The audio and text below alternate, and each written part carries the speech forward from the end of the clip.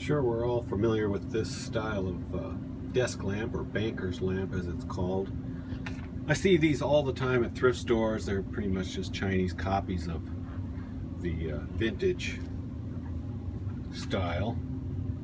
This one happened to have a stone base, so I picked it up for the $2 they were asking at a garage sale and sold it for $40.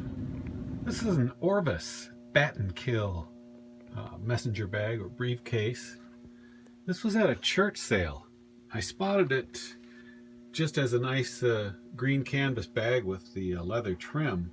I didn't really know that much about Orvis, and apparently they're quite sought after, and this one sold for $100. It was just $2 at the church sale. This is a Waterman's fountain pen. I found this at an estate sale for $4. I don't know much about fountain pens, and I took a chance on it. When I got it home, I found that this lever, which facilitates filling the fountain pen, is stuck, which means, through research, I found out it means that the bladder inside is hardened. Well, I put all that in the listing, and it still sold for $90.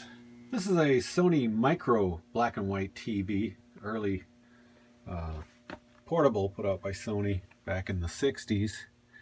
And I got this at a garage sale. A lady actually gave it to me because I was buying some other things, and she just asked if I wanted it.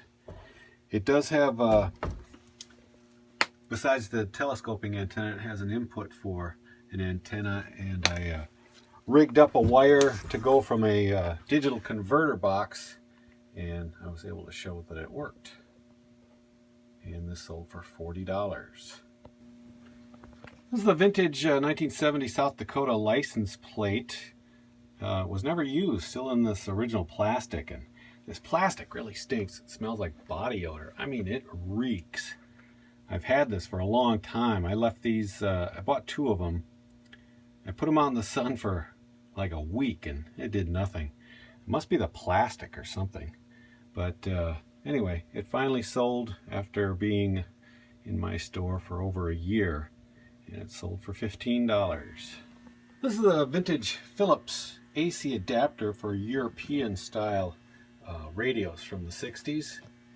This was acquired along with a bunch of other stereo equipment that I've talked about in the past, so I really don't have any money in it, and it sold for $60. And the same buyer just bought this owner's manual for a Norelco Continental 101 tape recorder. Reel to reel right on top of it there.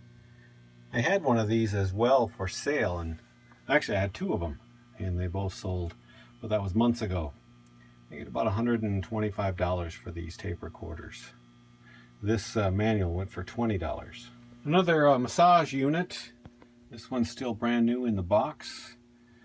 Paid a little much for it as far as what I normally pay. It was $3 or $4. This one was $7, but it sold for $80 in just a few days. This is a tale of one of those items not to buy.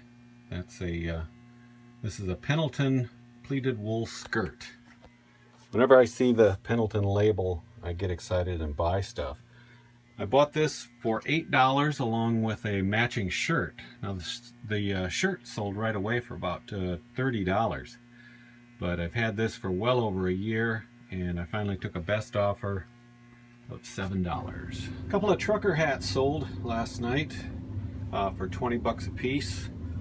This Shimano, I wasn't sure if this was for bicycle parts or for fishing gear, but I'll let the buyer decide that.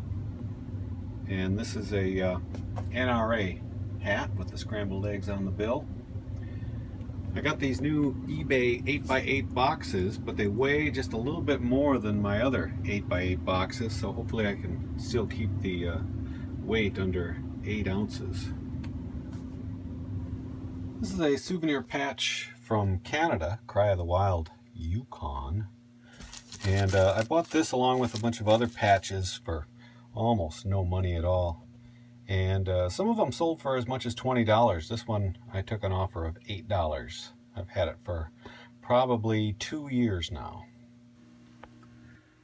I had to make a box for this record stand outside on the picnic table because it was so large. But I do well with these. Pick them up for just a few dollars, and they sell quite quickly usually.